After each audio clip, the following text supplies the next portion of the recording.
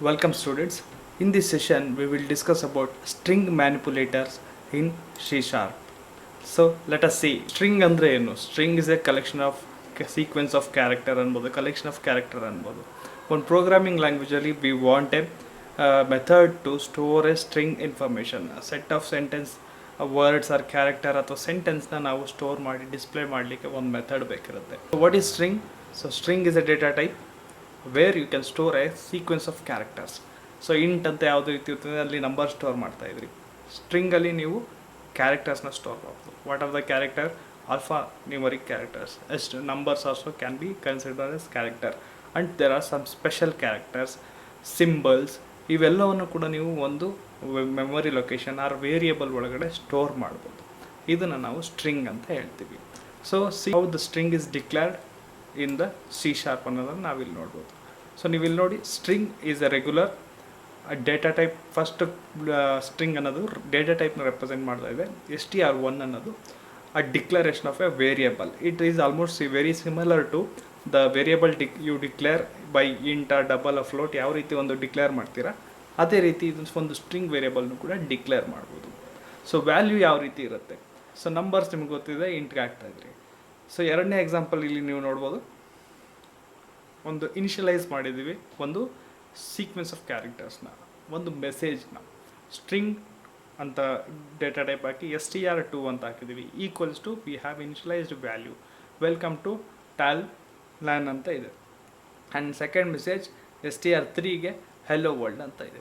ಈ ರೀತಿ ನಾವು ಒಂದು str3ಗೆ ವ್ಯಾಲ್ಯೂಸ್ನ ಆ್ಯಡ್ ಮಾಡ್ತಿದ್ದೀವಿ. We are initialising a string variable with a messages or a sequence of characters ಅಂತ ನಾವು ಹೇಳ್ಬೋದು. So here you can see additional method. ಇವೆಲ್ಲ ಇನಿಷಿಯಲೈಸೇಷನ್ ಕೆಲವೊಮ್ಮೆ ನೀವು ಬೇರೆ ಪ್ರೋಗ್ರಾಮಿಂಗ್ ಲ್ಯಾಂಗ್ವೇಜಲ್ಲಿ ಈ ರೀತಿ ಇನಿಷಿಯಲೈಸ್ ಮಾಡೋಕ್ಕಾಗಲ್ಲ. ಡೈರೆಕ್ಟಾಗಿ ಈಕ್ವಲ್ಸ್ ಯೂಸ್ ಮಾಡಿ ಕಾಪಿ ಮಾಡಲಿಕ್ಕಾಗಲ್ಲ. You have to use a string constructor use ಮಾಡಬೇಕಿರುತ್ತೆ ಅಥವಾ copy constructor some method use ಮಾಡಬೇಕಾಗಿರುತ್ತೆ. ಸೊ ಇಲ್ಲಿ ಅನ್ನೋದ್ರಿಂದ ಸ್ಟ್ರಿಂಗ್ ಡಾಟ್ empty ಅಂತ ಒಂದು ನಲ್ ವ್ಯಾಲ್ಯೂ ಇನಿಷಿಯಲೈಸ್ ಮಾಡ್ತಾ ಇದ್ದೀವಿ ಇನ್ ದ ಫೋರ್ತ್ ಲೈನ್ನ. ನೀವು ಇಲ್ಲಿ ನೋಡ್ಬೋದು, ಇಲ್ಲಿ str ಸ್ಟ್ರಿಂಗ್ ಅಂತ ಸ್ಮಾಲ್ ಲೆಟ್ರಲ್ಲಿ ಸ್ಟ್ರಿಂಗ್ ಸ್ಟಾರ್ಟ್ ಆಗಿದೆ. ಇಲ್ಲಿ str ಸ್ಟ್ರಿಂಗ್ ಅನ್ನೋದು ಕ್ಯಾಪಿಟಲ್ ಲೆಟರಲ್ಲಿ ಸ್ಟಾರ್ಟ್ ಆಗಿದೆ. ಸೊ ಏನಿದೆ ಡಿಫ್ರೆನ್ಸು? ಈ ಡಿಫ್ರೆನ್ಸ್ ಏನಪ್ಪ ಅಂದರೆ, these things are both same classes, but ಇದು ಒಂದು ಕನ್ಸ್ಟ್ರಕ್ಟ್ ಕ್ಲಾಸ್ ಥರ ಡಿಫೈನ್ ಆಗುತ್ತೆ, ಇದು ಡೇಟಾ ಟೈಪ್ ಥರ ಡಿಫೈನ್ ಆಗುತ್ತೆ. When there is a class you can have some multiple properties ಅಥವಾ ಮೆಥಡ್ನ ಯೂಸ್ ಮಾಡ್ಬೋದು. ಆ ರೀತಿಯಿಂದ ನಾವು ರೆಪ್ರೆಸೆಂಟ್ ಮಾಡ್ತೀವಿ, but still both carries the same meanings a string. ನಲ್ನ ಅನದರ್ ಮೆಥಡಲ್ಲಿ ಈಕ್ವಲ್ಸ್ ಫಿಫ್ತ್ ಇನಿಷಿಯಲೈಸೇಷನ್ ಟೈಪಲ್ಲಿ str string is equal to null ಅಂತ ಡೈರೆಕ್ಟಾಗಿ ಇನಿಷಿಯಲೈಸ್ ಮಾಡಿದ್ದೀವಿ. ಸೊ ಇಲ್ಲಿ ನೀವು ಕ್ಯಾರೆಕ್ಟರ್ ಸೀಕ್ವೆನ್ಸ್ ನೋಡ್ಬೋದು. This is another thing. Character ಅಂತ ಕೂಡ ಇಲ್ಲಿ ಒಂದು ಡೇಟಾ ಟೈಪ್ ಇದೆ. ನೀವು ಸಿ ಪ್ರೋಗ್ರಾಮಲ್ಲಿ ಬರೀ ಕ್ಯಾರ್ ಅಂತ ಮಾತ್ರ ಡೇಟಾ ಟೈಪ್ ಇರ್ತಾಯಿತ್ತು. ಅದನ್ನು ಯೂಸ್ ಮಾಡಿಕೊಂಡು ನಾವು ಮಲ್ಟಿ ಡೈಮೆನ್ಷನಲ್ ಅರೇ ಅಥವಾ ಒನ್ ಡೈಮೆನ್ಷನಲ್ ಅರೇ ಮಾಡಿ ನಾವು ಸ್ಟ್ರಿಂಗ್ ಮಾಡ್ತಾಯಿದ್ವಿ. ಇಲ್ಲಿ ನೀವು ನೋಡ್ಬೋದು, ಸ್ಟ್ರಿಂಗ್ ಅಂತ ಸಪ್ರೇಟ್ ಡೇಟಾ ಟೈಪ್ ಇದೆ, along with a character data type ಕೂಡ ಇದೆ.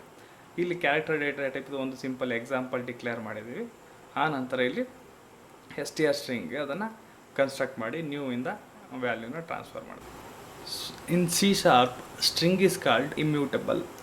This is what is the immutability of a string ಅಂದರೆ, ಸೊ ಸಿ ಶಾರ್ಪ್ ಪ್ರೋಗ್ರಾಮಿಂಗ್ ಲ್ಯಾಂಗ್ವೇಜಲ್ಲಿ once you create a object or data type or variable for the C ಶಾರ್ಪಲ್ಲಿ string ಅಂತ ಒಂದು variable use ಮಾಡಿ create ಮಾಡಿದ್ರೆ the memory allocate ಮಾಡಿ ಅದಕ್ಕೊಂದು value assign ಮಾಡ್ತೀರಾ ಅಂತ ಅಂದ್ಕೊಳ್ಳಿ. So once that object is created or string is created, it cannot be modified. That defines the immutability of a string. So ಇದು ಯೂಸರ್ ಲೆವೆಲ್ ಏನಾದರೂ difference ಮಾಡುತ್ತಾ? So definitely no. So this immutability is for the background process. The ಸ್ಟ್ರಿಂಗ್ನ create ಮಾಡಿ ಅದನ್ನು ಒಂದ್ಸಲಿ use ಮಾಡ್ತೇವೆ. So ನಾವು ಅದು ಸೇಮ್ ವೇರಿಯಬಲ್ ಇಟ್ಕೊಂಡು if you change the value of that string, the processor or compiler creates a new memory location create ಮಾಡಿ new ವ್ಯಾಲ್ಯೂನ ಸ್ಟೋರ್ ಮಾಡಿಕೊಂಡು ಸೇಮ್ ವೇರಿಯಬಲಿಂದ ಆ್ಯಕ್ಸೆಸ್ ಮಾಡುತ್ತೆ. ಸೊ ಇಲ್ಲಿ ನಾವು ತೋರಿಸ್ತಾ ಇರೋದು this a representation of memory in ಬ್ಯಾಕ್ಗ್ರೌಂಡಲ್ಲಿ ಯಾವ ರೀತಿ ವರ್ಕ್ ಆಗುತ್ತೆ ಅಂತ. ಇಫ್ ಯು ಸ್ಟ್ರಿಂಗ್ ಇನಿಷಿಯಲೈಸ್ ಮಾಡಿದಾಗ ಎನಿ ವೇರಿಯಬಲ್ ಡಿಕ್ಲರೇಷನ್ ಮಾಡಿದಾಗ most probably the variables memory locations are created inside the heap memory. Heap memory ಒಳಗಡೆ ವ್ಯಾಲ್ಯೂಸ್ ಡಿಕ್ಲೇರ್ ಆಗ್ತದೆ. ಸೊ ಇಲ್ಲಿ ಡಿಕ್ಲೇರ್ ಆಗಿರೋಂಥದ್ದು ಫಾರ್ ಎಕ್ಸಾಂಪಲ್ ಇಲ್ಲಿ ಫಸ್ಟ್ ಇನಿಷಿಯಲೈಸ್ ಮಾಡಿದಾಗ ವೆಲ್ಕಮ್ ಅಂತ ಒಂದು ಇನಿಷಿಯಲೈಸ್ ಮಾಡಿದ್ದೀವಿ. ಈ ಮೆಮೊರಿ ಲೊಕೇಶನಲ್ಲಿ ಅದು ಇನಿಷಿಯಲೈಸ್ ಆಗಿದೆ. ಅದಾದ ನಂತರ ಇವು ನಾವು ಅದನ್ನು ಚೇಂಜ್ ಮಾಡಿಬಿಡ್ತೀವಿ. ವೆಲ್ಕಮ್ ಟು ಅಂತ ಮೆಸೇಜ್ ಚೇಂಜ್ ಮಾಡಿದ್ದೀನಿ. ಹಾಗೇನಾಗುತ್ತೆ, ವೇರಿಯೇಬಲ್ ನೇಮ್ ಸೇಮ್ ಇರುತ್ತೆ, ಬಟ್ ಇನ್ ಬ್ಯಾಕ್ಗ್ರೌಂಡಲ್ಲಿ ಈ ಮೆಮೊರಿ ಲೊಕೇಶನ್ ಡೆಡ್ ವೇಸ್ಟ್ ಆಗಿದೆ, ಇಟ್ ಈಸ್ ಮಾಡಿಫೈಡ್ ಆಗಿ ಹೊಸ ಮೆಮೊರಿ ಲೊಕೇಶನಲ್ಲಿ ವೇರಿಯೇಬಲ್ ರೆಫರೆನ್ಸ್ನ ಆ್ಯಡ್ ಮಾಡ್ಕೊಳ್ಳುತ್ತೆ. ಇದರಿಂದ ಏನು ಬೆನಿಫಿಟ್ ಏನೂ ಇಲ್ಲ, ಬಟ್ ಆಕ್ಸೆಸಿಬಿಲಿಟಿ ಈಸಿ ಆಗುತ್ತೆ. ಸೊ ಈ ರೀತಿ ಇಮ್ಯೂಟಬಿಲಿಟಿ ಪ್ರೊವೈಡ್ ಮಾಡೋದ್ರಿಂದ C# doesn't have to worry about the length of a string variable. ಈಗ ಒಂದು ಮೆಸೇಜ್ ಕ್ರಿಯೇಟ್ ಮಾಡಿದಾಗ ಬರೀ 7 ಲೆಟರ್ಸ್ ಇತ್ತು, ಎರಡನೇ ಮೆಸೇಜಲ್ಲಿ 28 ಲೆಟರ್ಸ್ ಆಯಿತು. ಹಾಗೇನಾಗುತ್ತೆ, ಸ್ಟ್ರಿಂಗ್ ವೇರಿಯೇಷನ್ ಮೆಮೊರಿ ಅಲೋಕೇಟ್ ಮಾಡಿಬಿಟ್ಟಿರುತ್ತೆ, ಕಂಟಿನ್ಯೂಯೇಷನ್ ಮೆಮೊರಿ ಬೇರೆ ಬೇರೆದಕ್ಕೆ ಅಲೋಕೇಟ್ ಮಾಡಿಬಿಟ್ಟಿರುತ್ತೆ. ಹಾಗೆ ಅಲೋಕೇಟ್ ಮಾಡಿಬಿಟ್ಟಿದ್ದಾಗ ಅದನ್ನು ಮತ್ತೆ ಮಾಡಿಫೈ ಮಾಡಿದಾಗ ಎಲ್ಲ ವೇರಿಯೇಬಲ್ ಮೆಮೊರಿ ಲೊಕೇಶನ್ನು ಶಿಫ್ಟ್ ಮಾಡೋದು it is a big problem for the time consuming ಆಗುತ್ತೆ. ಆದ್ದರಿಂದ ಏನು ಮಾಡ್ತೀವಿ, ಆ ಮೆಮೊರಿ ಲೊಕೇಶನ್ ಅಲ್ಲೇ ವೇಸ್ಟ್ ಮಾಡಿ ಹೊಸ ಮೆಮೊರಿ ಲೊಕೇಶನಲ್ಲಿ you will get a new string variable. The variable name same ಇರುತ್ತೆ, ಬ್ಯಾಕ್ಗ್ರೌಂಡಲ್ಲಿ ಪ್ರೊಸೆಸ್ ಚೇಂಜ್ ಆಗುತ್ತೆ. That improves the processing of C# string ಪ್ರೊಸೆಸಿಂಗ್ನ ಸ್ಪೀಡ್ ಅಪ್ ಮಾಡುತ್ತೆ. In C# we can find another method of string literals. String literals ಅಂದರೆ ಏನು? The any sequence of characters enclosed between the double quotes is stated as a string literal in C#. Double ಕೋಟ್ಸ್ಗಳಲ್ಲಿ ನಾವು ಏನು message ಕೊಡ್ತೀವಿ ಅಥವಾ ಏನಾದರೂ ಸ್ಟ್ರಿಂಗ್ನ carry ಮಾಡಿರ್ತೀವಿ ಅದನ್ನು ಲಿಟ್ರಲ್ಸ್ ಅಂತ ಹೇಳ್ತೀವಿ. ಇಲ್ಲಿ ನಾವು ಎರಡು ರೀತಿಯಲ್ಲೇ ಅದನ್ನು ಕ್ಯಾಟಗರೈಸ್ ಮಾಡಿದ್ದೀವಿ. One is regular which is useful for using a backslash character ಅಥವಾ ಬ್ಯಾಕ್ಲ್ಯಾಶ್ ಕ್ಯಾರೆಕ್ಟರ್ ಯೂಸ್ ಮಾಡಿಕೊಂಡು ಸ್ಟ್ರಿಂಗ್ನ ಮಾಡಿಫೈ ಮಾಡೋದು ಅಥವಾ ಸ್ಟ್ರಕ್ಚರ್ ಮಾಡಲಿಕ್ಕೆ ಹೆಲ್ಪ್ಫುಲ್ ಆಗಿರೋಂಥದ್ದು. ನೀವು ಇದನ್ನು ಮಾತ್ರ ಬೇರೆ ಪ್ರೋಗ್ರಾಮಲ್ಲಿ ನೋಡಲಿಕ್ಕೆ ಸಾಧ್ಯ ಇದೆ. You will find this regular string literals in any other programming language. But ಇದು ಹೇಗೆ ಅಂತ ನೋಡಿದ್ರೆ ಇಲ್ಲಿ ನೀವು ಎಕ್ಸಾಂಪಲ್ ನೋಡ್ಬೋದು.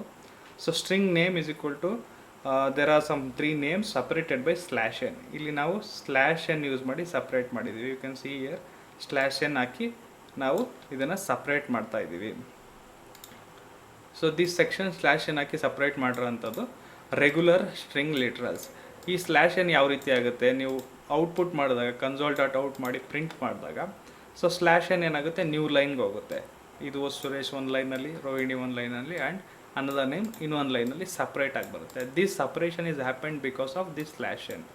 ಸೊ ಇದು ರೆಗ್ಯುಲರಾಗಿ ಪ್ರೋಗ್ರಾಮಿಂಗ್ ಲ್ಯಾಂಗ್ವೇಜಲ್ಲಿ ನಡೆಯುವಂಥ ಒಂದು ಸಂಗತಿ. ಇದೇ ರೀತಿಯಲ್ಲಿ ನಾವು ಸ್ಟ್ರಿಂಗ್ನ ಅಥವಾ ನ್ಯೂ ಲೈನ್ ಕ್ಯಾರೆಕ್ಟರ್ನ ಟ್ಯಾಬ್ನ ಯೂಸ್ ಮಾಡಿಕೊಂಡು ಸ್ಟ್ರಕ್ಚರ್ ಮಾಡ್ತೀವಿ.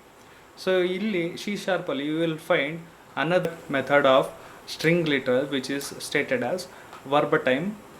ಇದು ಏನಂದರೆ, ಸ್ಟ್ರಿಂಗಲ್ಲಿ ನಾವು /n ಬ್ಯಾಕ್/ ಅಥವಾ ಈ ಥರ ಒಂದು ಸ್ಪೆಷಲ್ ಕ್ಯಾರೆಕ್ಟರ್ನ ಡಿಸ್ಪ್ಲೇ ಮಾಡಬೇಕಾಗಿದ್ದಾಗ ಬೇರೆ ಡಬಲ್ ಸ್ಲ್ಯಾಶ್ ಆ ಥರ ಇದು ಮಾಡಿ ಅದನ್ನು ಎಲಿಮಿನೇಟ್ ಮಾಡಿ ಫೀಚರ್ನ ಎಲಿಮಿನೇಟ್ ಮಾಡಿ ಡಿಸ್ಪ್ಲೇ ಮಾಡಬೇಕಾಗಿತ್ತು. C# we have another facility with while initializing or using with the string literals you can first beginning ಅಲ್ಲಿ ಈ ರೀತಿ ಒಂದು ಆ್ಯಡ್ ಸಿಂಬಲ್ ಹಾಕಬೇಕು. ಈ ಆ್ಯಡ್ ಸಿಂಬಲ್ ಹಾಕೋದ್ರಿಂದ ಏನಾಗುತ್ತೆ, ಇದು ವರ್ಬಟಿಮ್ ಅಂತ ಕನ್ವರ್ಟ್ ಆಗುತ್ತೆ ಸ್ಟ್ರಿಂಗ್ ಲಿಟ್ರಲ್ಲು. ಇದು ಕನ್ವರ್ಟ್ ಆಗೋದ್ರಿಂದ ಏನು ಉಪಯೋಗ, ಸೊ ನೀವು ಮೆಸೇಜಲ್ಲಿ // ಅಥವಾ ಏನೇ ಸ್ಪೆಷಲ್ ಕ್ಯಾರೆಕ್ಟರ್ ಯೂಸ್ ಮಾಡಿದರೆ ಅದು ಯಾವ ರೀತಿ ಇದೆ ಅದೇ ರೀತಿಯಾಗಿ ಡಿಸ್ಪ್ಲೇ ಆಗುತ್ತೆ. No processing of string are // operators will happen when it is a verbatim literal ಆಗಿದ್ದಾಗ. ಸೊ ಇಲ್ಲಿ ಅನದರ್ ಎಕ್ಸಾಂಪಲ್ ನೋಡ್ಬೋದು. ಇಲ್ಲಿ ನೀವು ಇಯರ್ ನಾವು ಯಾವುದೇ /n ಯೂಸ್ ಮಾಡಿಲ್ಲ, ಜಸ್ಟ್ ಆ್ಯಡ್ ಸಿಂಬಲ್ ಹಾಕಿ hi guest welcome to world learn made easy ಅಂತ ಒಂದು ಸ್ಟ್ರಿಂಗ್ ಮೆಸೇಜ್ ಹಾಕ್ಕೊಂಡಿದ್ದೀವಿ. Output would be almost similar to what you have type here. ನೀವು ಯಾವ ರೀತಿಯಲ್ಲಿ ಟೈಪ್ ಮಾಡಿರ್ತೀರ ಅದೇ ಫಾರ್ಮ್ಯಾಟಲ್ಲಿ ನಿಮಗೆ ಡಿಸ್ಪ್ಲೇ ಆಗ್ತದೆ. No need of additional format factor /new line tab space ಎಲ್ಲವನ್ನು ಕೂಡ ನಾವು ವರ್ಡ್ ಯಾವ ರೀತಿ ಟೈಪ್ ಮಾಡ್ತೀವಿ ವರ್ಡ್ ಎಡಿಟರ್ ಟೈಪ್ ಮಾಡಿರೋ ರೀತಿಯಲ್ಲೇ ಅದು ಪ್ರಿಂಟ್ ಆಗ್ತದೆ. ಫಾರ್ಮ್ಯಾಟ್ ಮಾಡೋವಂಥ ಅವಶ್ಯಕತೆಯೇ ಇಲ್ಲ, ಡೈರೆಕ್ಟಾಗಿ ಅದೇ ಬರುತ್ತೆ. Suppose if you have initialized or assigned a value into a ವೇರಿಯೇಬಲ್ಗೆ ಅಸೈನ್ ಮಾಡಿದ್ದೀರಾ, ಆವಾಗ ನಾವು ಯಾವ ರೀತಿ ಡಿಸ್ಪ್ಲೇ ಮಾಡ್ಬೋದು. ಅಂಡರ್ ಸ್ಟ್ರಿಂಗ್ ಫಾರ್ಮ್ಯಾಟಿಂಗ್ C#ಅಲ್ಲಿ you have declared variable such as name and location ಅಂತ ವೇರಿಯೇಬಲ್ಸ್ನ ಡಿಕ್ಲೇರ್ ಮಾಡಿದ್ದೀರಾ. ಇಲ್ಲಿ ನೀವು ನೋಡ್ತಿರೋ ಹಾಗೆ ಇದನ್ನು ನಾವು ಫಾರ್ಮ್ಯಾಟ್ ಮಾಡಿ ಪ್ರಿಂಟ್ ಮಾಡೋಕ್ಕಿರುತ್ತೆ. ಆಗ ನಾವು ಯಾವ ರೀತಿ ಫಾರ್ಮ್ಯಾಟ್ ಮಾಡ್ಬೋದು. So there is an explicit method called string format comes under the string ಕ್ಲಾಸಲ್ಲಿ ಅದು ಬರುತ್ತೆ. ಸ್ಟ್ರಿಂಗ್ ಕ್ಲಾಸ್ ಒಳಗಡೆ you have to pass 2 arguments. First one is the format, how do you want to display. The next one is a values or variables. ಇಲ್ಲಿ ನಾವು name is equal to within flower bracket giving an ಇಂಡೆಕ್ಸ್ನ provide ಮಾಡ್ತಾ ಇದ್ವಿ.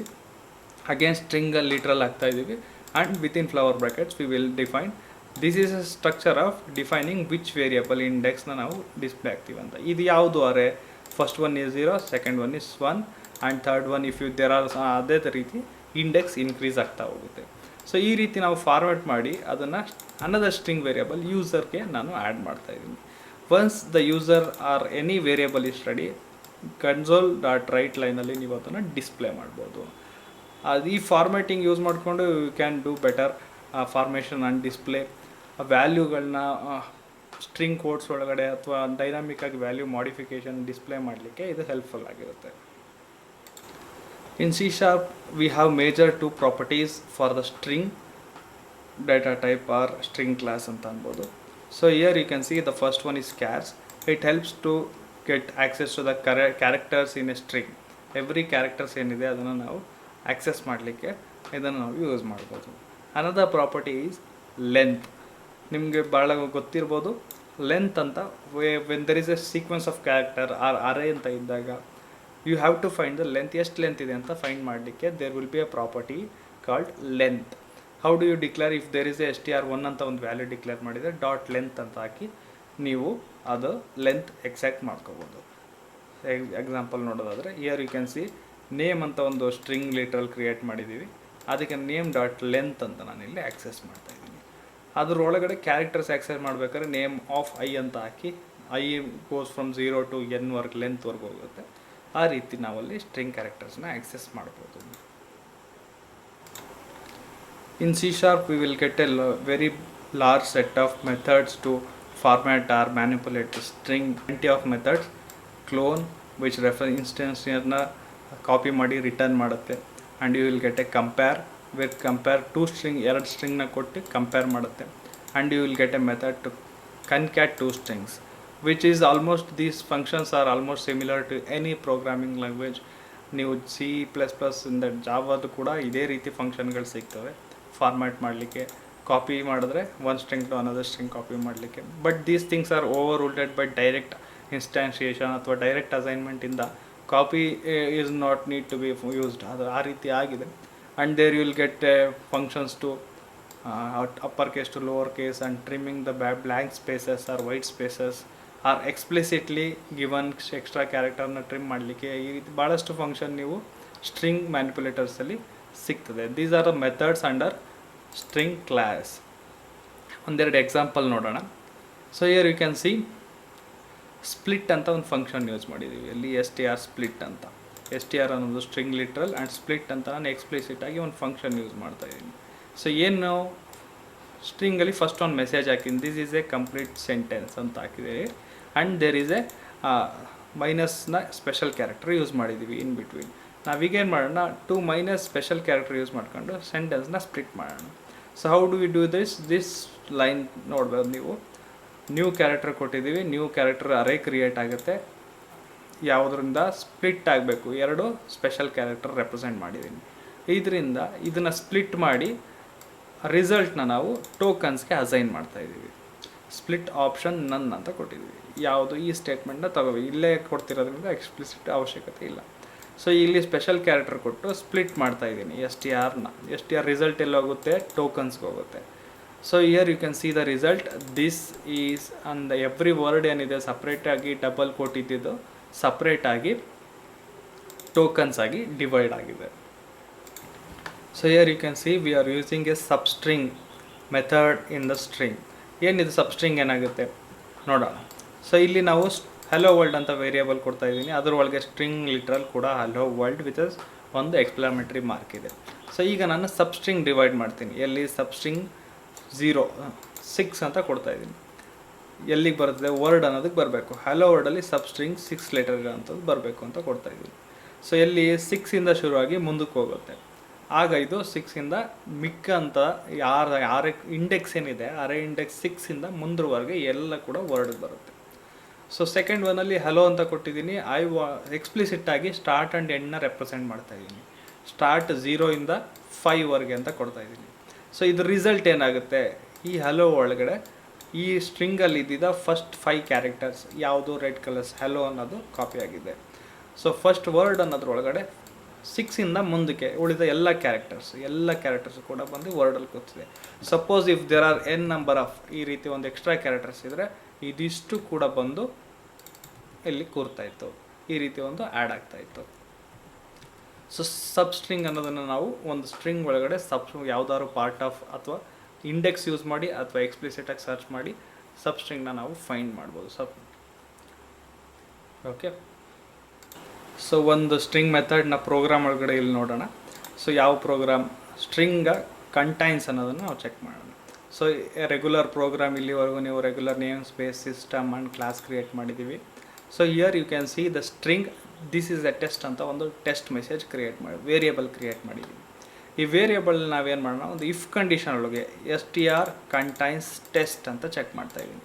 So ಈ if ಕಂಡೀಷನಲ್ಲಿ test ಅಂತ message ಕೊಟ್ಟಿರೋಂಥ keyword str ಒಳಗಡೆ ಇದೆಯಾ ಅಂತ ನಾವು ಚೆಕ್ ಮಾಡ್ತಾಯಿದ್ದೀವಿ. ಇದ್ದರೆ ಏನಂತ ಬರುತ್ತೆ, this sequence was A test found ಆಗಿದೆ ಅಂತ ಪ್ರಿಂಟ್ ಆಗುತ್ತೆ. ಇಲ್ಲ ಅಂದರೆ ಎಲ್ಸ್ ನೋ ಅಂತ ಪ್ರಿಂಟ್ ಮಾಡ್ಬೋದು. ಇಲ್ಲ ಅಂದರೆ ಖಾಲಿ ಪೇಜ್ ಬರುತ್ತೆ, ಎಂಟರ್ ಕೀ ಹೊಡೆದ ತಕ್ಷಣ ಪ್ರೋಗ್ರಾಮ್ ಎಂಡ್ ಆಗುತ್ತೆ. ಸೊ ಈ ರೀತಿ ನಾವು ಈ ಸ್ಟ್ರಿಂಗ್ ಲಿಟ್ರಲ್ ಫಂಕ್ಷನ್ಗಳನ್ನ ಭಾಳಷ್ಟನ್ನು ನಮ್ಮ ಕಂಡೀಷನ್ ವೆರಿಫೈ ಮಾಡಲಿಕ್ಕೆ ಅಥವಾ ಸಬ್ಸ್ಟ್ರಿಂಗ್ ಸರ್ಚ್ ಮಾಡಲಿಕ್ಕೆ, ರೀಪ್ಲೇಸ್ ಮಾಡಲಿಕ್ಕೆ, there are a lot of functions available in C# which will help to manipulate the strings.